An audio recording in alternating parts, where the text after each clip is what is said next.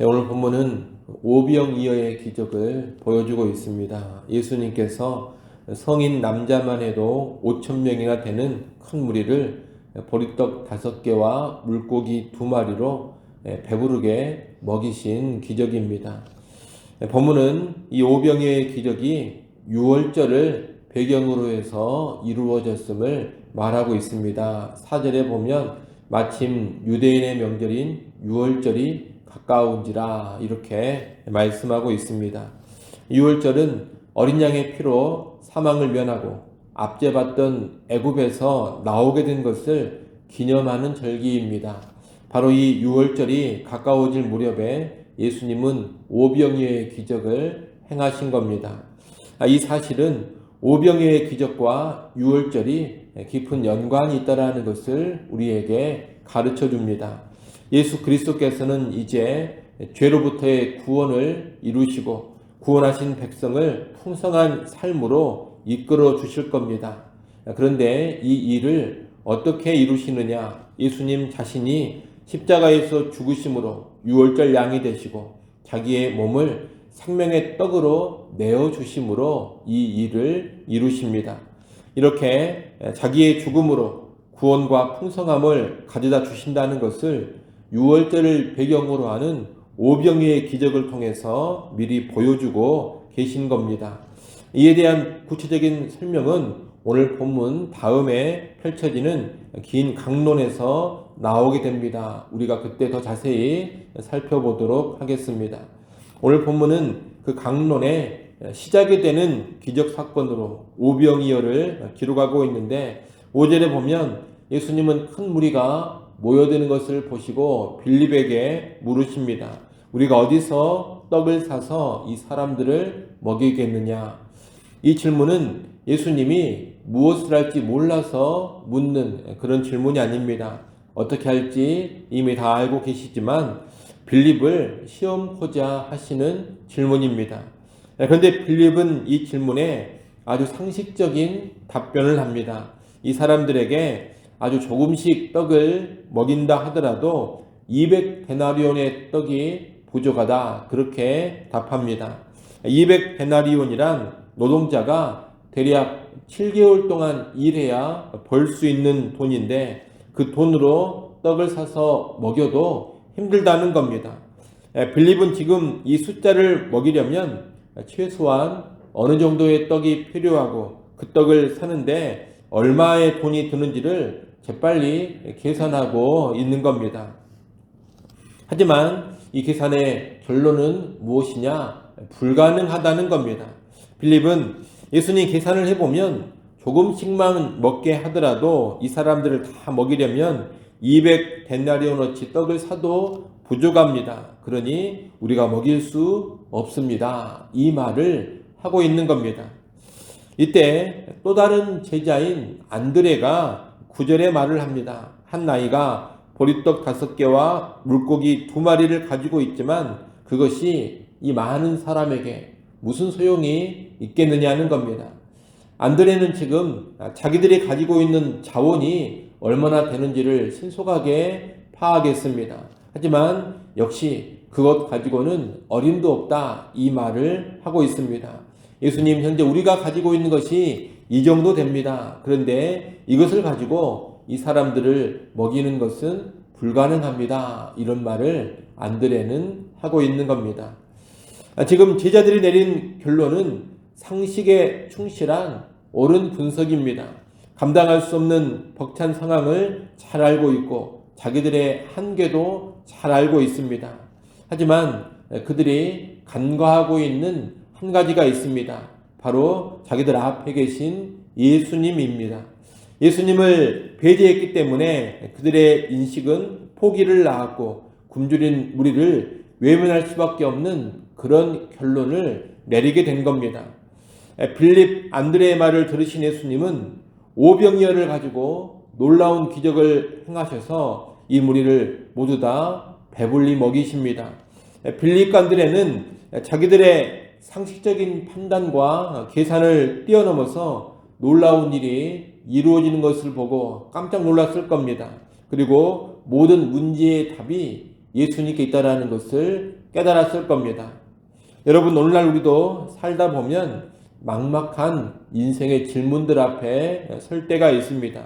주님께서 우리 인생에 그런 질문들을 던지십니다. 여러 가지 곤란한 사건과 힘든 상황들, 불안하고 두렵고 막막한 상황들을 통해서 주님은 묻습니다. 이때 어떻게 해야 되겠느냐? 이런 질문을 그런 상황과 문제들 앞에서 던지시는 겁니다.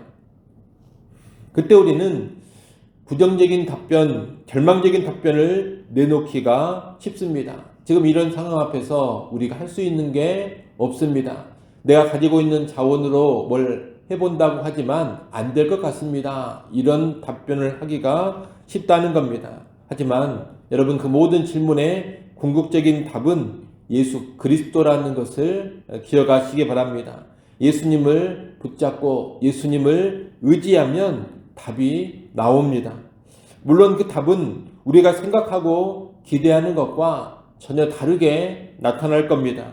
오늘 본문에서 굶주린 무리를 먹이신 일이 빌립이나 안드레가 생각했던 것과는 전혀 다른 방식으로 이루어진 것처럼 말입니다. 빌립은 돈을 마련해서 떡을 사는 그런 해법을 생각했습니다. 안드레는 사람들이 가지고 있는 떡을 파악해서 내놓는 방법을 생각했습니다. 그러나 예수님은 자기의 능력으로 오병이어가 떨어지지 않게 하는 방식으로 이 문제를 해결하셨습니다. 특별히 이 일을 제자들의 순종 가운데 행하셨습니다. 예수님께서 무리를 앉게 하라 명하시니 제자들은 무리를 앉혔습니다. 그리고 떡과 물고기를 나누어 주라 명하시니 제자들은 나누어 줬습니다. 또 예수님이 무리가 원하는 대로 주라 명하시니 제자들은 원하는 대로 줬습니다. 제자들은 예수님이 하라는 대로 그대로 하고 있습니다. 그런 가운데 주의 능력으로 오병이어의 기적이 일어난 겁니다. 여러분, 오늘 우리 인생에 난감한 문제들, 불가능해 보이는 문제들 역시 우리가 생각하고 예상하고 기대하는 것과는 전혀 다른 방식으로 해결되어져 갈 수 있습니다. 전혀 다른 양상으로 이런 문제들이 주의 능력으로 처리되어 갈 수가 있습니다. 우리는 안 된다고 생각하지만 예수님께는 충분히 가능합니다. 그러니 인간적인 생각, 인간적인 판단으로 답이 보이지 않는다 해서 다 끝나버린 것이 아니라는 것을 꼭 기억하십시오. 그런 자기 생각에 매여서 다 끝났다 이런 말을 쉽게 할 것이 아닙니다. 신자는 그런 말을 쉽게 하지 않습니다. 예수 그리스도는 다 끝나버린 것 같은 상황 속에서도 새로운 일을 행하시고 전혀 다른 양상으로 그 문제들을 얼마든지 풀어가실 수 있습니다.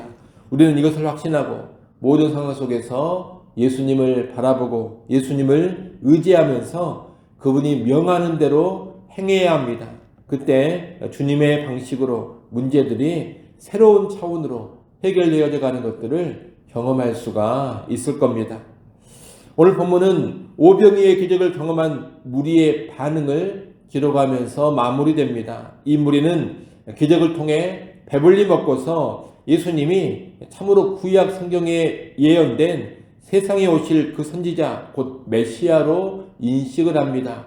14절 말씀을 같이 한번 읽어보겠습니다. 14절 말씀 함께 읽습니다. 그 사람들이 예수께서 행하신 이 표적을 보고 말하되 이는 참으로 세상에 오실 그 선지자라 하더라. 아멘. 구약 성경 신명기 18장 15절에 보면 모세가 그런 말을 합니다. 장차 나와 같은 선지자 하나를 하나님께서 일으키신다. 그렇게 말을 합니다. 그런 예언을 했는데 예수님을 바로 그 선지자다. 이렇게 무리가 인식을 한 겁니다. 그런데 이 무리는 여기서 심각한 오해를 합니다. 그것은 예수님을 그 선지자 메시아로 인식하되 정치적인 메시아로 이해를 한 겁니다. 모세가 애굽의 압제에서 이스라엘을 해방시킨 것처럼 예수님이 이제 로마의 압제에서 자신들을 해방시켜 줄 것을 기대하고 있습니다. 또 육체적으로 굶주리고 있는 자기들을 언제나 배불리 먹여줄 수 있는 그런 메시아로 기대하고 있습니다. 한마디로 지금 이 세상에서 고단한 삶을 끝내고 편하게 지내며 잘 먹고 잘 살게 해줄 수 있는 그런 메시아로 예수님을 바라보고 있는 겁니다. 이런 기대 가운데 무리는 예수님을 억지로 붙잡아다가 임금으로 삼으려 합니다. 이 대단한 능력을 가진 예수님을 세상 나라의 임금으로 삼아 보려는 그런 시도를 하는 겁니다. 그러자 예수님은 이들을 피해서 홀로 산으로 떠나가 버리십니다. 그릇된 메시아 사상을 가지고 추종하는 자들을 피해버린 겁니다. 이 무리는 지금 세상적인 시야, 육신적인 시야가 가득합니다. 굶주린 배만 채워줄 수 있는 그런 메시아를 기대합니다. 정치적인 해방을 가져다주는 메시아를 꿈꿉니다. 하지만 예수님은 어떤 메시아냐? 죄로부터 구원해주는 메시아입니다. 죄로부터의 구원자인 겁니다. 영혼의 목마름과 영혼의 굶주림을 해결해 주고자 이 땅에 오신 분입니다. 그저 육신이 잘 먹고 잘 사는 것이 목표가 아니라 먼저 죽은 영혼을 살리기 위해 오신 분입니다. 그런데 이 무리는 진정한 메시아이신 이 예수님을 제대로 보지를 못하고 그릇된 관심을 가지고 예수님을 추종하고 있는 겁니다. 오늘날도 오늘 본문에 이 무리와 같은 사람들이 있을 수 있습니다. 이 세상의 삶, 육신의 피로만을 위해서 예수님을 찾는 자들이 바로 오늘 본문의 무리와 같은 사람들입니다. 그들은 기적적인 질병 치유나 경제적인 문제의 해결, 정치적인 투쟁과 정치적 해방의 방편으로 예수님을 붙잡습니다. 세상살이 문제만을 해결받기 위해서 예수님을 추종합니다. 영적인 관심이 아닌 육적인 관심이요. 하나님 나라가 아닌 세상 나라의 관점에서 예수를 붙잡습니다. 이들은 참된 메시아 예수가 아니라 자기들이 원하는 메시아 예수를 임의로 만들어 놓고 따르는 겁니다. 이런 사람들은 예수님과 진정한 만남, 진정한 관계를 맺지 못합니다. 당연히 참된 구원에 이르지도 못합니다.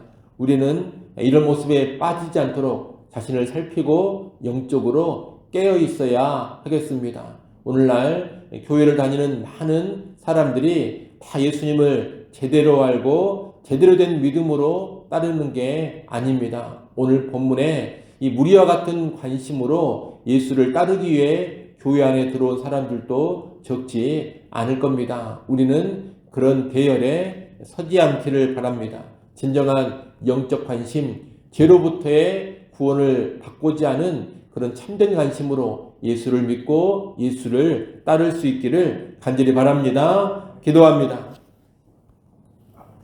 하나님 아버지, 예수님께서 무엇을 위해 이 땅에 오셨는지, 또 예수님 이루신 구원이 어떤 구원인지를 제대로 알고 예수님을 믿고 따르게 하여 주옵소서. 그저 육적인 관심, 세상살이 관심을 가지고 예수를 믿고 따르는 것이 아니라 죄로부터의 구원이라는 영적인 관심을 가지고 예수를 믿고 따르는 참된 신자 되게 하여 주옵소서. 아버지 하나님, 이 새벽 시간 하나님 앞에 나와 또다시 엎드립니다.